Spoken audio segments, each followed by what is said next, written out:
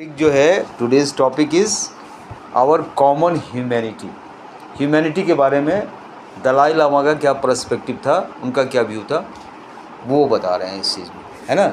That will discuss today. पहला चीज़ है कि how we see our self, हम अपने आप को कैसे देखते हैं। How we see our self as a matter of observation, how people treat their fellow human being and indeed the world around them largely depend on how they conceive of themselves। कह रहा है कि अगर आप observe करेंगे, it is a matter of observation, क्या है कि लोग जो है how people treat their fellow human being, आपके बगल में जो इंसान हैं, जो फेलो ह्यूमन बीइंग हैं, उसको आप कैसे ट्रीट करते हो, मतलब कैसे उनके साथ बिहेव कर सकते हो, है ना। और जो वर्ल्ड आपके अराउंड है उसमें आप कैसे ट्रीट करते हो, ये इस बात पर डिपेंड करता है कि आप उनको कैसे कंसीव करते हो, कैसे देखते हो। किसी के साथ आपका ट्रीटमेंट इस बात पर डिपेंड करता है आप उनको कैसे कंसीव करते हो। अगर किसी को आप कंसीव करोगे कि वो हमारा दुश्मन है तो उसको उसके हिसाब से ट्रीट करोगे। किसी को कंसीव करोगे कि वो तुम्हारा फ्रेंड है तो उसको उस हिसाब से ट्रीट करोगे। आप कैसे कंसीव करते हो, आप कैसे समझते हो, उस पर ये चीज़ डिपेंड करता है। We all have many different ways of seeing who we are. ठीक है, तो पहली बात ये है कि आप दूसरों के साथ कैसे बिहेव करते हो या कैसे ट्रीट करते हो, ये इस बात पे भी डिपेंड करता है कि आप अपने आप को क्या समझते हो, है ना। आप अपने आप को कितना रीड कर चुके हो, इस बात पे भी डिपेंड करता है। We all have many different ways of seeing who we are and these different views influence our behavior। कह रहा है कि अलग अलग तरीका है हम लोगों को अपने आप को देखने का, अपने आप को समझने का अलग अलग तरीका है हमारे पास, या हम कौन है इस बात को जानने का अलग अलग तरीका है, डिफरेंट व्यूज़। और जिस तरह का व्यूज़ आपका है उसी हिसाब से आपका बिहेवियर भी होगा। For instance, we may consider ourselves in terms of gender as man or woman, or as follower of this or that religion, or as member of this or that race or nationality. We may think of ourselves in terms of family, as a father or a mother, for instance. We may also identify with our occupation, our level of education, our achievement. Depending on which perspective we take, we raise different expectation of ourselves and this in turn affect our behavior including our treatment of other people। Dalai Lama ji ये बता रहे हैं कि हम जो दूसरों के साथ ट्रीट करते हैं वो किन किन चीज़ों पर डिपेंड करता है। तो उसमें ये बता रहे हैं कि आप अपने आप को कैसे व्यू करते हो, ये बड़ा इंपॉर्टेंट है। कैसे देखते हो अपने आप को, जैसे आप अपने आप को मैन मानते हो या वुमेन मानते हो तो आपकी थिंकिंग उसके अकॉर्डिंगली होगी कि भैया हम मेल हैं, कोई फीमेल है, तो आप उस हिसाब से सोचोगे कि हम पावरफुल हैं, वो लोग वीक है। तो ये डिपेंड कर रहा है ना कि आप ये सोच रहे हो क्या कि हम मेल हैं, इस पर आपका व्यू, क्या आप फीमेल को इग्नोर कर रहे हो। समझ रहे बात। तो आपने पहले क्या सोचा कि हम मेल हैं, तो ये सोचना आपके इंटरेक्शन को प्रभावित कर रहा है ना। आप जो दूसरे को ट्रीटमेंट दे रहे हो वो इस बात पर डिपेंड कर रहा है ना कि आप मेल हो। आप सोच रहे हो कि हम मेल हैं, हम तो ये कर ही लेंगे, है ना।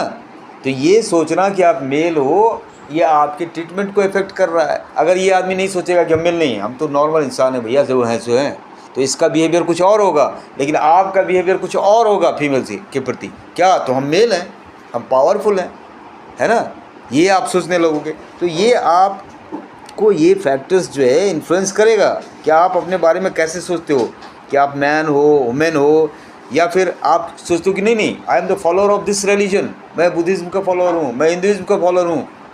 आप जैसे ऐसे सोचना शुरू किए उसके हिसाब से आप ट्रीटमेंट करोगे। आपने सोचा कि हम हिंदुइज्म के फॉलोअर हैं तो आप मुस्लिम लोगों को रफ ट्रीट करोगे। आप सोचोगे कि नहीं हम बुद्धिज़्म के फॉलोअर हैं तो हम सबके साथ इक्वल ट्रीटमेंट करेंगे, क्योंकि बुद्धिज़्म का फिलॉसफी ऐसा है ना। तो ये आपके थिंकिंग पर डिपेंड करता है कि आप क्या सोच रहे हो, उसके हिसाब से आपका ट्रीटमेंट होगा दूसरे लोगों के साथ। अगर आप सोच रहे हो कि नहीं I am the follower of Buddha, I am the follower of truth, तो आप ट्रीट भी करोगे दूसरों के साथ उसी हिसाब से, इक्वलिटी से। आप कोई डिस्टिंक्शन नहीं करोगे कि बुद्धिज़्म का मेन फिलॉसफी है इक्वलिटी, बराबरी सबके साथ। कोई भेदभाव नहीं। तो दलाई लामा जी ये बता रहे हैं कि भैया अगर आप सोचोगे कि हम इस रिलीजन को फॉलो करते तो उसके हिसाब से आपका ट्रीटमेंट भी बदल जाएगा। तो ये रिलीजन पर भी आपका ट्रीटमेंट दूसरों के साथ हो तो डिपेंड करता है। अगर आप ऐसा सोचते हो, जैसे घर की ही बात ये बता रहे हैं कि हम इस नेशन के हैं, ये हमारा देश है, नेशनैलिटी की बात सोचते हो तो फिर आपका ट्रीटमेंट बदल जाएगा। जैसे आप कहोगे नहीं हम अमेरिका के हैं, आई एम फ्रॉम अमेरिका, तो आप ज़्यादा पावरफुल लोगों को शो करोगे, यार America is the greatest country, या हम इंडिया के हैं, ये आपके दिमाग में होगा। तो आपके अंदर ये फीलिंग आएगी कि भाई नहीं, हमारे यहाँ वसुदेव कुटुंबकम की बात है, हमारे यहाँ जो गेस्ट होते हैं उनका हम बहुत सम्मान करते हैं। तो आपने सोचा ना कि हम इंडिया के हैं, आई एम फ्रॉम इंडिया, तो आपके अंदर ये रिएक्शन पैदा हुआ कि हम दूसरों को बढ़िया से ट्रीट करें। क्यों? क्योंकि इंडिया का ये पहचान रहा है कि भैया जो भी आउटसाइडर आएगा, जो भी बाहरी आएगा, सबको हम बढ़िया से उनकी खातिरदारी करेंगे। मेहमान नवाजी में हम नंबर 1 हैं। हमारे यहाँ से कोई भूखा नहीं जाएगा, चाहे हमारे पास कुछ रहे या न रहे। क्यों फीलिंग आई ये? इसलिए कि आपने कहा कि भैया नेशनलिज्म की फीलिंग इंडियन है ना। तो आपका ट्रीटमेंट दूसरों के साथ कैसा होता है वो इस बात पे डिपेंड करेगा कि आप के अंदर क्या है, इसको जो आप देख रहे हो। चाहे आप इस तरह से सोचो कि हम मेल हैं, फीमेल हैं, या इस तरह से सोचो कि हमारा देश ये है, हमारा नेशनलिज्म ये है, आप इस तरह से सोचो कि हमारा रिलीजन ये है, तो उसका इफेक्ट आपका ट्रीटमेंट पर जरूर पड़ेगा। हम लोग यहाँ डिस्कस कर रहे हैं कि हम अपने ह्यूमैनिटी के साथ कैसे ट्रीटमेंट करें, हमारे अगल बगल जो लोग हैं उनके साथ कैसे ट्रीटमेंट करें, क्या क्या फैक्टर है जो उसको इन्फ्लुएंस करता है। ठीक है, इसके बारे में बता रहे हैं। फैमिली में ही आप देख लो, फादर का अलग रोल होता है, मदर का अलग रोल होता है। तो वो सोचा ऐसे कि हम फादर हैं भैया, तो he will be treating their children in that manner. अब फादर है, मदर है, तो मदर हैं, तो मदर बच्चों को उस हिसाब से ट्रीट करेंगे। क्यों, क्या है, what is this, no stop this thing, you have to focus on one thing. अगर एक चीज़ सुनो तो सुनो, फिर उसको, फिर अदर चीज़ नहीं। I don't like this thing. आदमी के साथ प्रॉब्लम यही है कि जो चीज़ उसके अंदर है उसको डेवलप नहीं करेगा, जो निगेटिव चीज़ है उसको आगे बढ़ाएगा, वीकनेस पर ज़्यादा स्ट्रेंथ देगा। अभी डिस्कस करा है मैंने उस क्लास में। भैया आपके अंदर टैलेंट क्या है उसको डेवलप करो ना। जितने भी महान लोग हुए हैं उन्होंने अपने टैलेंट को फोकस किया है। ठीक है, जो हमारा गुण है, हमारे अंदर पढ़ाने का गुण है, तो हम पढ़ाने को ही डेवलप करेंगे ना। कि जिम में जाके हम अभी 52 kg का उठाने लगे तो गया मेरा मसल जो है वो भी टूट जाएगा। That is not my thing, वो मेरा चीज़ नहीं है। जो आपका चीज़ है आप कीजिए। आपका चीज़ क्या है, आप स्टूडेंट हो, आपका चीज़ है सुनना समझना, उसको समझिए ना। आप यार ये भी कर रहे हो वो भी कर रहे हो, क्या है ये, then you can't do anything, है ना। आप एट ए टाइम एक काम करो ना यार। इतना पढ़ाई का ये राज अभी इतना दिन से पढ़ा रहा है, क्या बताया मैंने। You have to focus on one thing at a time. अब जो भी काम कर रहे हो उस पर फोकस करो, then only you can become the great person. और कुछ नहीं करना होता है। जो भी महान आदमी हुए, चाहे महात्मा गांधी हो, मदर टेरेसा हो, चाहे विवेकानंद हो, चाहे नेल्सन मंडेला हो, चाहे महात्मा बुद्ध हो, सबने अपने काम पे फोकस किया। ये this is the common thing among them, this people, they have focused on their job only, they have focused on their talent only. आप सब चीज़ पाना चाहोगे तो कुछ भी नहीं मिलेगा भैया, है ना। मलाई खाना है तो मलाई की तरफ ध्यान लगाइए, ठीक है, नहीं तो कुछ भी नहीं मिलने वाला है। तो यहाँ पे वो बात कर रहे हैं कि भैया आपका जो अप्रोच है, अपने बारे में आप जैसा सोचते हो उसके अकॉर्डिंगली आपका ट्रीटमेंट दूसरों के साथ हो जाएगा। अगर हम अपने आप को टीचर समझते हैं तो हमारा ट्रीटमेंट, हम जो दूसरों के साथ ट्रीट करेंगे तो उसमें दिमाग में बात रखेंगे कि हम टीचर हैं, है ना। आपसे कोई गलती हो जाती है, मिस्टेक हो जाता है, तो फिर मेरे दिमाग के अंदर ये बात आएगा, ओके फॉरगिव देम बिकॉज हम टीचर हैं। तो ये टीचर वाली फीलिंग हमारे अंदर आई, तब हमने उस तरह से सोचा कि चलो इसको माफ़ कर दो। क्यों, बच्चे हैं बेचारे, गलतियाँ करेंगे। ये फीलिंग कहाँ से आई, ये फीलिंग वहाँ से आई कि हम टीचर हैं। अगर ये चीज़ हम नहीं समझते अपने आप को, हमारा ट्रीटमेंट आपके प्रति अलग हो जाता। अगर हम मानते नहीं हम टीचर नहीं हैं, इसने गलती किया, चलो आप इसको पीटो बढ़िया से, why you have made the mistake, कर सकते थे ना। ये फीलिंग क्यों आई, क्योंकि हमने सोचा कि नहीं हम टीचर हैं यार, टीचर फॉरगिव, माफ़ कर दीजिए, बच्चे हैं बढ़ेंगे आगे, है ना। ये चीज़ तो इस पे डिपेंड करता है। घर में अगर कोई अपने आप को पिता समझता है तो पिता वाला ट्रीटमेंट देगा, मदर है तो मदर वाला ट्रीटमेंट। अब मदर हैं हम, अब खाना थोड़ा सा बचा हुआ है, बच्चा नहीं खाया, मैं खाऊं या बच्चों को खिलाऊं, वहाँ पे फीलिंग आपकी आ जाए क्या, हम मदर हैं भैया, पहले बच्चा खा ले, पहले बच्चा खा ले। तो आपका ट्रीटमेंट उस बच्चे के साथ किस बात पे डिपेंड किया कि हम मदर हैं, आपने ऐसा सोचा है ना। अगर ये नहीं सोचते नहीं हम मदर नहीं है तो फिर हम बच्चों को क्यों खाने दें भाई, पहले अपने खाएंगे। ट्रीटमेंट बदल जाएगा, यानी treatment depends on how you think about yourself. तुम क्या समझते हो अपने आप को, उसके हिसाब से तुम्हारा ट्रीटमेंट अदर पीपल के साथ होगा। समझ रहे हो बात? हाँ, आपका लेवल ऑफ एजुकेशन क्या है उस पर भी डिपेंड करता है। अब एक गंवार आदमी जो है किसी के साथ ट्रीट करेगा तो उसका ट्रीटमेंट अलग होगा। उससे आप बात करोगे नहीं समझ में आएगा, वो पत्थर उठा लेगा क्योंकि ही इज़ नॉट एजुकेटेड। लेकिन आप अगर एजुकेटेड पीपल हो तो आप उस पत्थर उठाने वाले को भी कहोगे भैया आराम से, ठीक है ना। महात्मा बुद्ध जा रहे थे रास्ते में, ठीक है, तो एक आदमी जो है उसको सब पत्थर लेके मार रहा था, बड़ा हो हल्ला हो रहा था। अब सब उसको गए काम किया, ये गलत काम किया है, इसको पनिश करो, सब पत्थर लेके जो है सो खड़ा है। महात्मा बुद्ध गए वहाँ से, उन्होंने देखा कि भाई ये तो गलत चीज़ है, क्या कर रहे हो तुम, व्हाट यू आर डूइंग ना, अभी कुछ कर रहे थे तुम, ठीक है। तो महात्मा बुद्ध ने कहा कि भाई ये तो गलत चीज़ है, भाई ये क्या, एक आदमी को इतना 1000 आदमी सब पत्थर लेके मारने के लिए तैयार हो। वो गए वहाँ पर, अब चूंकि वो एजुकेटेड थे, उन्होंने अपने बुद्धि का इस्तेमाल किया कि how to stop this people. उन्होंने कहा ठीक है कोई बात नहीं, मार देना भैया, गलती किया है ना, इसको मारना सब आदमी, कोई बात नहीं। लेकिन मेरा भी एक सवाल है, क्या पहला पत्थर वही फेंकेगा जो अपने ज़िंदगी में जिसने कोई गलती नहीं किया? आप अपने आप से पूछ के देखो, क्या आपने कोई गलती नहीं किया? अगर ऐसा है तो आप मार सकते हैं, इसको मारिए। एक क्वेश्चन रख दिया कि पहला पत्थर वही फेंकेगा जो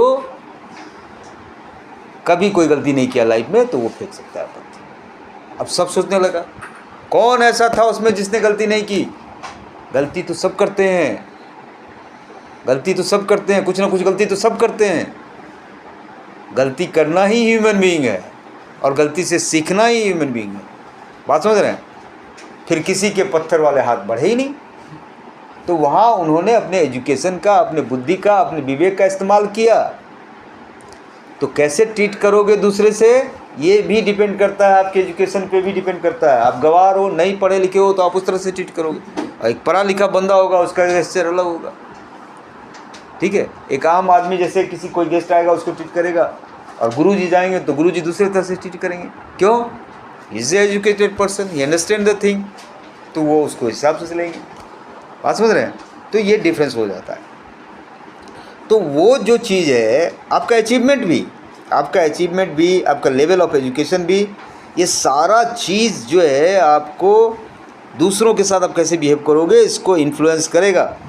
depending on which perspective we take the raise different expectation of our self. यानी आप अपने आप से क्या उम्मीद लगा के बैठे हो, उसके हिसाब से आपका बिहेवियर भी होगा। ये भी बात है।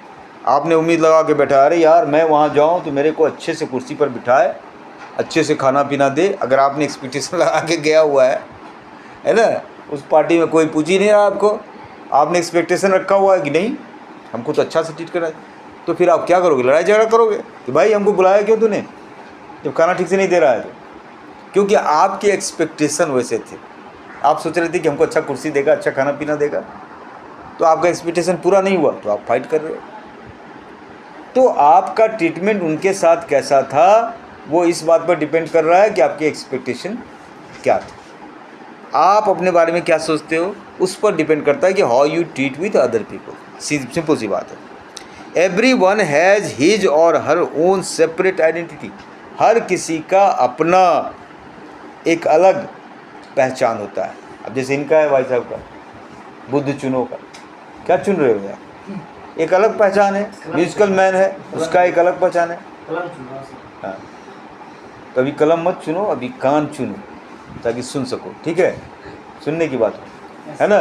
अब जैसे म्यूजिकल मैन है तो उसका एक अलग पहचान है, उसका छंगवन है तो उसका अलग पहचान है, घंटी वाले बाबू साहब हैं उनका अलग पहचान है। सबकी अपनी अपनी आइडेंटिटी होती है। आज मिस कर गया, आज इनको लेट हो गया थोड़ा घंटी बजाने में, hello how it happen, some time it happen like that ना, हो जाता है। गलतियाँ सबसे हो जाती है, अभी मान लीजिए इस बात को, ऐसा नहीं you take for.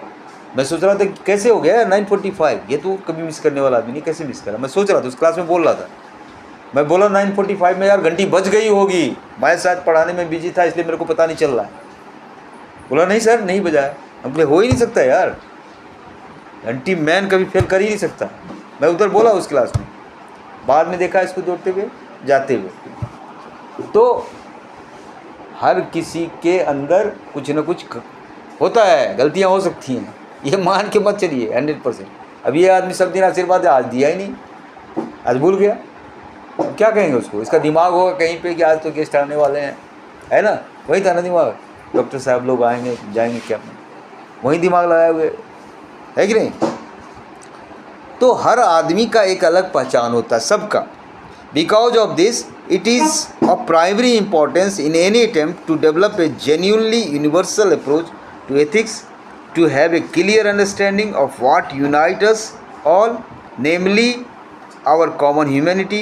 We are all human, all 7 billion of us. In this respect, we are all 100% of the same. ठीक है, अब ये तो बात सही है। दलाई लामा जी कह रहे हैं कि भाई सबका अपना अपना पहचान है, अलग अलग आइडेंटिटी है, अलग अलग हिसाब किताब है, लेकिन आपको एक चीज़ पकड़ना पड़ेगा। प्राइमरी इम्पोर्टेंस का चीज़ क्या है कि एक यूनिवर्सल अप्रोच अपनाना। यूनिवर्सल अप्रोच मतलब ऐसा अप्रोच जिसको पूरे विश्व में मान्यता हो। अपनी बात तो सब करते हैं, लेकिन आप ऐसी बात करो ना जिस बात को हर जगह लोग एक्सेप्ट करें।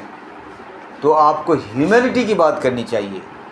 लद्दाख का आदमी ऐसा है, थाईलैंड का आदमी ऐसा है, और यूपी का आदमी ऐसा है, ऐसे आइडेंटिफाई करने से कोई फ़ायदा नहीं है। अरे आप अगर यूनिवर्सल बात करते हो कि वहाँ भी ह्यूमन बीइंग है, वहाँ भी ह्यूमन बीइंग है, वहाँ भी ह्यूमन बीइंग है, तो सब आपकी बात को सुनेंगे। Yes he is talking about human being. आप उसको अलग अलग करके बोलोगे तो फिर nobody is going to listen, तब उसका यूनिवर्सल अप्रोच नहीं हुआ। यूनिवर्सल अप्रोच मतलब इट इज़ एक्सेप्टेड एवरीवेयर। आपने पढ़ा ना यूनिवर्सल ट्रुथ क्या होता है, यूनिवर्सल ट्रुथ पढ़ा है ना, क्या होता है।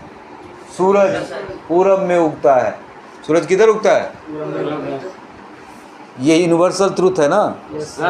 क्यों यूनिवर्सल ट्रुथ है, क्योंकि हर जगह ये बात सत्य है।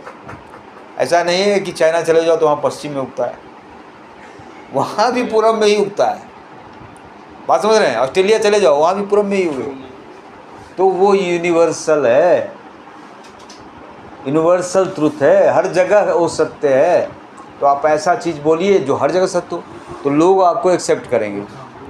आप ह्यूमैनिटी की बात कीजिए, आप इंडिविजुअल की बात मत कीजिए, मानवता की बात कीजिए। ये कह रहे हैं we are all human, all 7 billion of us. जितने भी पूरे विश्व में जितने लोग हैं 7 बिलियन, इतना ही है, 7 बिलियन ही है जो होगा हो सकता है, तो वो सब ह्यूमन बीइंग हैं। ठीक है, और ह्यूमैनिटी के सेंस में we are all 100% the same, ये मान के चलो।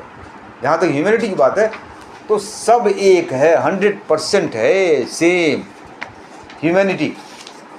ह्यूमैनिटी सब जगह है और ह्यूमन के रूप में सब है। To begin then let us consider what is that actually make us human.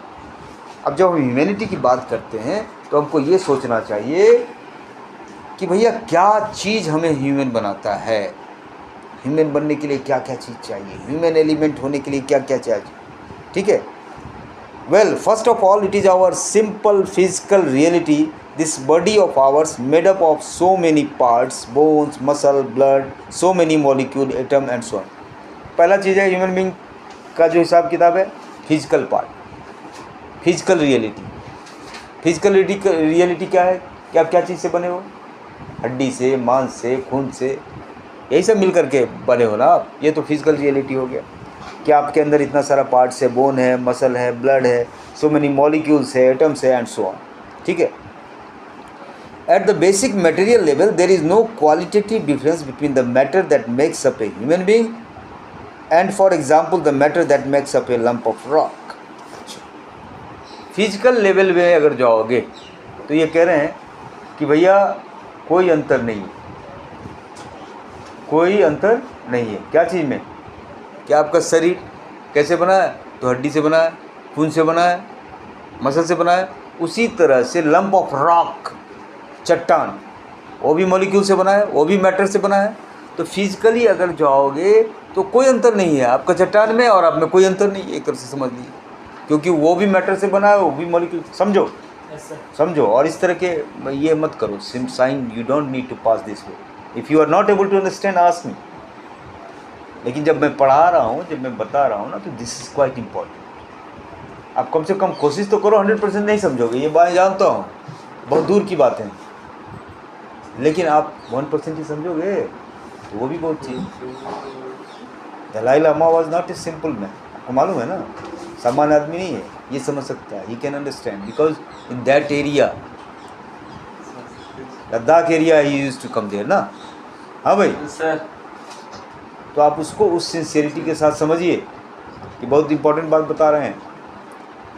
और इन्होंने जो बताया उस बात को हम बता रहे हैं, हम अपनी बात को बता नहीं रहे हैं, हम उस बात को बता रहे हैं। हमको ये मौका मिला है कि बस I can explain this things. ये बातें उनकी हैं, दलाई लामा की बातें, है ना। तो वो ये कह रहे हैं कि हर आदमी, आप उस लेवल पे देखिए, फिजिकल लेवल पे तो क्या है भाई, फिजिकल लेवल पे देखिए तो माउंटेन है, आप पहाड़ हैं, आप पत्थर हैं, रॉक हैं, कोई अंतर नहीं है उसमें और आप में, अगर फिजिकल लेवल पे जाओगे तो, है ना। In term of material constitution, a lump of rock and our human bodies are both ultimately made up of aggregation of minute particle. तो अगर मटेरियल रूप में आप सोचो तो वो जो पत्थर है, वो पत्थर रॉक, वो भी मटेरियल से बना है और आप भी मटेरियल से बने हुए, कोई अंतर नहीं है। Modern science suggest that all the matter of the Cosmos is being endlessly recycled. अभी जो मॉडर्न साइंस है वो ये बताता है कि इस संसार में जितने भी मैटर हैं उनका रिसाइकलिंग होता रहता है, ये हमारा साइंस बता रहा है, ठीक है। Many scientist even hold the view that very atoms in our bodies once belong to a star and far away in the time and space. ये भी बात सत्य है, बहुत से वैज्ञानिक इस बात को मानते हैं, क्या कि हमारे शरीर में जो बहुत चीज़ ऐसा है जो बहुत पहले स्टार में था, सन में था, वो वाला चीज़ सभी आप में आ गया है। अभी आपका गुरुजी का वो डेथ हुआ था, उनका पता था ना, तो उनको जब ये किया गया तो उसमें क्या बना ना। तो ये साइंटिस्ट लोग भी मानते हैं इस बात को कि भाई आपके अंदर भी कोई चीज़ है जो स्टार का है, कोई चीज़ है जो सन का है, या कोई चीज़ है जो दूसरे में था वो आप में लग गया, ऐसा माना गया है, ऐसा साइंटिस्ट लोग भी मानते हैं। Yet it is clear the case that human being belong to quite a different category of thing from a lump of rock.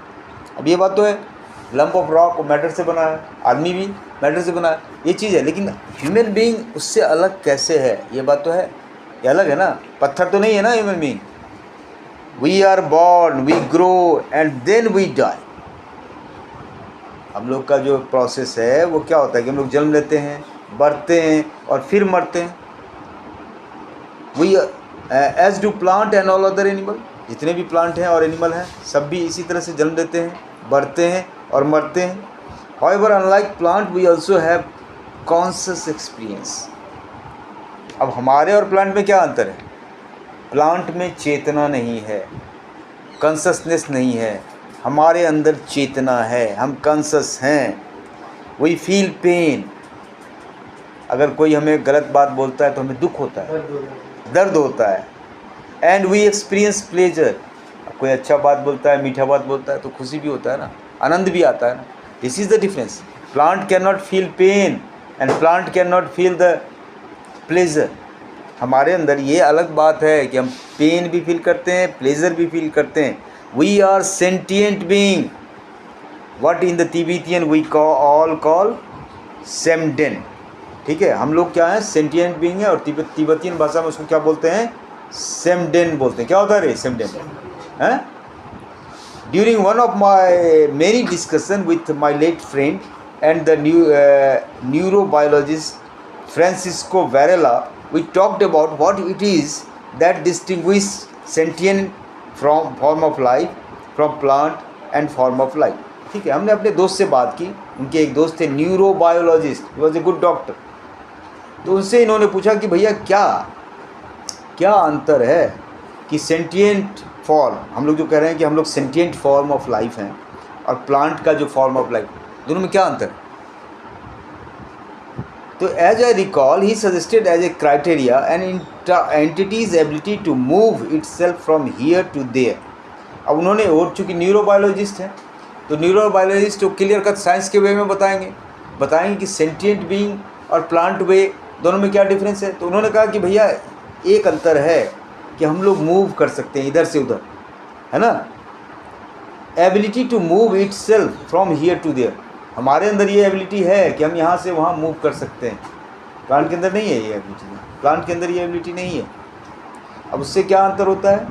और words to that effect, if an organism can move its whole body from one place to another to escape danger and survive, or to obtain food and to reproduce, then it may be regarded as a sentient being. अच्छा, अब उसने बड़ा अच्छा से explain कर दिया क्या कि सेंटिएंट कह रहे हैं कि हम लोग सेंटिएंट लाइफ स्टाइल है ना, ठीक है, और प्लांट का लाइफ स्टाइल है। तो पूछा इन्होंने कि भाई क्या अंतर क्या है? तो अंतर यही है कि हम लोग मूव कर सकते हैं। कैसे, क्या चीज़ से क्यों मूव करते हैं? तो मूव इसलिए करते हैं सर्वाइव करने के लिए। अगर कोई डेंजर है तो वहाँ से भाग जाओ, अगर खाना नहीं मिल रहा है तो खाना के लिए तक घूमो, मूव कर सकते हैं ना। प्लांट ऐसा नहीं कर सकता। हमारे अंदर ये चीज़ है कि हम मूव कर सकते हैं क्या चीज़ के लिए? तो डेंजर से भागने के लिए, या फूड ऑब्टेन करते हैं, या रिप्रोड्यूस करते हैं, ठीक है। तो अगर ये सब चीज़ हम करते हैं तो ये सेंटिएंट बीइंग है, और प्लांट वो चीज़ नहीं करता है तो वो सेंटिएंट बीइंग नहीं है। This definition interested me since it implies that even from a scientific point of view what defines such a living being has something to do with the ability to feel pleasure and pain. अब दलाई लामा जी कह रहे हैं कि ये तो हमने जान के पूछा, वो साइंटिस्ट आदमी है, वो क्या डेफिनेशन देता है? तो बोला वो तो सिंपल साइंटिस्ट के तरीके से बता दिया कि plant can not move, we can move. We can move means what, कि why we move for food, we move to escape from danger. अब दलाई लामा ने उस बात को ही पकड़ लिया कि भैया देख लो, यहाँ ये साइंटिस्ट भी यही बात कह रहा है कि हम अगर मूव कर रहे हैं तो इसलिए मूव कर रहे हैं अपने को बचाने के लिए या अपने में खुशी लाने के लिए, यानी प्लेजर एंड पेन की एबिलिटी है हम में, तभी ना मूव कर रहे हैं कि हमको पता चल रहा है कि भैया यहाँ पे प्रॉब्लम होने वाली है तो यहाँ से खसक जा रहे हैं। कैसे पता चला? मतलब पेन का अनुभव है, ठीक है, या कुछ वहाँ अच्छा मिलने वाला तो वहाँ चले गए सर्वाइव करने के लिए। तो इसका मतलब क्या हुआ कि प्लेजर भी है, उसको हम समझ रहे हैं, यानी आप पेन और प्लेजर को रिस्पॉन्ड कर रहे हैं, आप उस फीलिंग को रिस्पॉन्ड कर रहे हैं। Even if the responses are predominantly even entirely instinctive, at the most basic level the ability to respond to one's surrounding will with conscious experience is what we can consider in the Buddhist sense mind. अब मोटा मोटी बात यही निकल के आया कि human being और सेंटिएंट बीइंग और प्लांट बीइंग में अंतर क्या है कि हम रिस्पॉन्ड कर सकते हैं, हमारे अंदर चेतना है कॉन्शसली। अब जैसे ये भाई साहब सो रहे हैं, ये रिस्पॉन्ड कर रहे हैं बढ़िया से, इज रिस्पॉन्डिंग, ठीक है, इनको समझ में नहीं, ऊपर से निकल रहा है। किताब लेके मोटा वाला लेके चले आए कि पढ़ा दीजिए तो उसको समझने की कैपेसिटी भी रखो। अब कितनी गहरी बात है कि एक साइंटिस्ट के व्यू को हम मिला रहे हैं। हाँ भाई, जोर से हंसो जोर से, ठीक है। तो कहने का मतलब ये है कि साइंटिस्ट के व्यू को भी एनालाइज करें, लाएंगे वो घुमा फिरा के दलाई लामा कहाँ लाएंगे बात को, तो ये लाएंगे कि भैया ह्यूमैनिटी जो है वो सबसे बड़ा चीज़ है, इस पर वो लाएंगे। अब वो भूमिका बना रहे हैं, उसका बैकग्राउंड क्रिएट कर रहे हैं क्या कि भैया देख लो प्लांट से हम लोग में अंतर क्यों है। अंतर इसलिए है कि हम रिस्पॉन्ड कर सकते हैं। रिस्पॉन्ड करने का मतलब हम रिएक्ट कर सकते हैं। रिएक्ट करने का मतलब क्या है कि हम पेन और प्लेजर को समझते हैं, जो प्लांट नहीं समझता है। तो अगर पेन और प्लेजर को समझते हैं तो दूसरे के पेन को भी समझिए ना, और दूसरे को पेन को अगर आप समझ रहे हैं तो वही तो कंपैशन है, वही तो कंपैशन है। तो अगर आपके अंदर कंपैशन है तो आपके अंदर ह्यूमैनिटी है। तो ह्यूमन बनने के लिए सबसे बड़ा एलिमेंट क्या हो गया? आप प्लांट ना रहो, ह्यूमन बनो। इसके लिए सबसे बड़ा एलिमेंट क्या हो गया कि आप रिस्पॉन्ड करो, रिस्पॉन्ड करो। मतलब कोई अगर प्रॉब्लम में है तो उसके प्रॉब्लम को सॉल्व करो, आप कोशिश करो। अगर आप रिस्पॉन्ड नहीं करते हो, भैया वहाँ पे आप बगल से जा रहे हो, उसको मार रहा है, हमें क्या करना है यार, हम निकल गए उधर से, इसका मतलब you are not human. Mahatma Buddha उधर से जा रहे थे, वो रुक गए। क्यों रुक गए? कि उन्होंने देखा भाई एक आदमी के पीछे 100 आदमी लगा हुआ है मारने के लिए, तो ही हैज़ रिस्पॉन्डेड, क्योंकि उन्होंने फील किया उस पेन को कि उस आदमी को अगर चोट लगेगा, तो इसीलिए वो ह्यूमन बीइंग थे। बात समझ रहे हैं? तो ये बात क्लियर हो गई कि अगर आप अपने सराउंडिंग को रिस्पॉन्ड करते हैं, यानी रिएक्ट करते हैं, आपके सराउंडिंग में जो भी चीज़ हो रही है, घटना हो रही है, उसको आप रिएक्ट करते हैं कॉन्शियस एक्सपीरियंस के साथ, तो उसी चीज़ को तो हम लोग बोलते हैं माइंड। अगर आप रिएक्ट नहीं करते हैं तो आपके पास माइंड नहीं है, हम ये भी कह सकते हैं। उधर से आप जो है वहाँ से, वहाँ पर सांप निकला, आप गए वहाँ पर, आपका कोई रिएक्शन नहीं हुआ, तो हम क्या बोलेंगे कि इसका माइंड नहीं है, यही बोलेंगे ना। तो यानी कॉन्शसनेस का होना मतलब माइंड का होना, कॉन्शसनेस का मतलब हो माइंड का। और कॉन्शसनेस क्या है? रिस्पॉन्ड करना, रिस्पॉन्ड करना। आप टीचर को देखते हो, आपने देखा कि टीचर आए हैं, आप रिस्पॉन्ड नहीं करोगे तो क्या कहेंगे कि माइंड नहीं है। आपको रिस्पॉन्ड करना है। कैसे रिस्पॉन्ड करना है? नमस्कार बोलोगे ना, बोलते हो ना नमस्ते, that means you are responding. If somebody is not responding, that means कि क्या कहेंगे उसको? माइंड नहीं है। बात समझ रहे हो ना? टीचर भी ये बात बोलते हैं कि माइंड नहीं है। This is not the place to embark on a lengthy treatment of the vast issue of what constitute mind and the ways in which the human mind is distinguished from that of the other being. So a few words will have to suffice here. अगर आप इसको लंबा नहीं खींचना कि mind की बात कर रहे हैं और ह्यूमन माइंड और दूसरे माइंड में क्या अंतर है, इसमें नहीं जाना है। सबसे पहला चीज़ जो है द प्राइमरी इंग्रेडिएंट, इंग्रेडिएंट का मतलब क्या होता है? जैसे आप कोई चीज़ खाना बनाते हो, सामग्री। तो ह्यूमन बनने के लिए, ह्यूमन बनने के लिए सबसे पहला सामग्री क्या है कि आपको रिस्पॉन्ड करना चाहिए, आपको ह्यूमन एक्सपीरियंस होना चाहिए। According to modern science are the data of our senses, sight, सोल, touch, taste and smell. At another level of perception are our subjective experience of this basic sensation.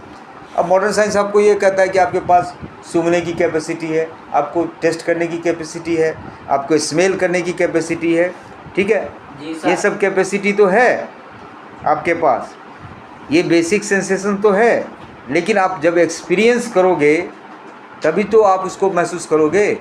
आपके पास सूंघने की capacity है, तो आप कौन सा प्लेजेंट स्मेल है और कौन सा अनप्लेजेंट स्मेल है, इसमें डिस्टिंग्विश तो करोगे ना भाई। आप टॉयलेट जाओगे तो कैसा स्मेल आएगा वहाँ पे? Unpleasant smell. आप यहाँ अगर पार्क में घूमोगे तो कैसा, आप डिस्टिंग्विश तो करोगे ना। आपके पास सिर्फ सेंस ऑर्गन हो जाने से तो काम नहीं चलेगा ना, आप उसको परसीव कर रहे हो कि नहीं कर रहे हो, ये भी बात है ना। तो whether we experience them as being pleasant, unpleasant, neutral और सम कम्बिनेशन ऑफ दिस, ये बड़ा। तो इसीलिए ह्यूमन एक्सपीरियंस का बड़ा महत्व है। माइंड होना और एक्सपीरियंस करना, दोनों में अंतर हो जाएगा। आपके पास माइंड है but you are not experiencing, आप अनुभव नहीं कर रहे हो, आप फील नहीं कर रहे हो, तो उसका कोई मतलब नहीं है। जैसे बर्ड्स और मैमल्स, सबका माइंड है, वो एक्सपीरियंस नहीं करता, ठीक है। उनका बहुत सारा चीज़ हमारे से सिमिलर है, लेकिन वो हमारे तरह का नहीं बन पाते। क्यों नहीं बन पाते? क्योंकि वो एक्सपीरियंस नहीं करते। और ह्यूमन बीइंग एक्सपीरियंस कर सकता है, अनुभव कर सकता है, ठीक है। इंसेक्ट जो है उसके पास भी माइंड है, लेकिन वो माइंड एक्सपीरियंस नहीं कर रहा है ना। तो इसीलिए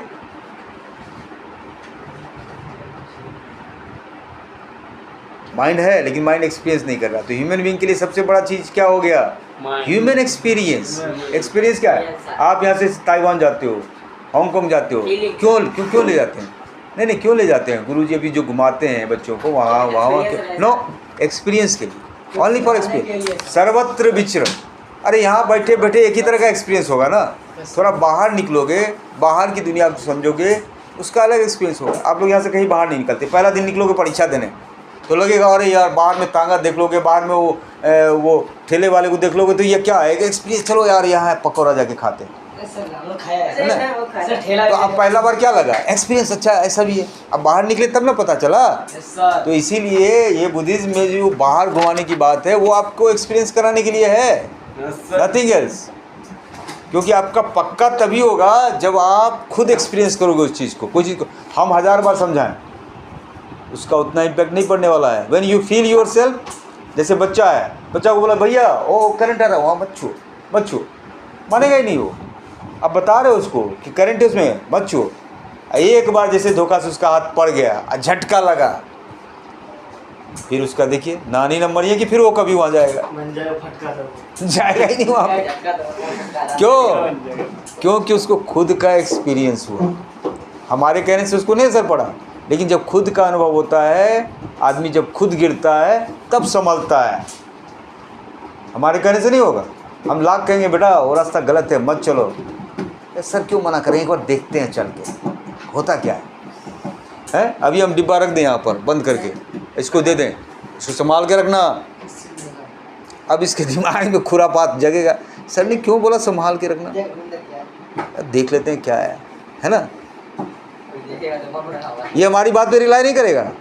ये जब तक खुद नहीं देख लेगा तब तक ये 100% तसल्ली नहीं होगी। ये चीज़ इसीलिए आदमी को मूव कराया जाता है।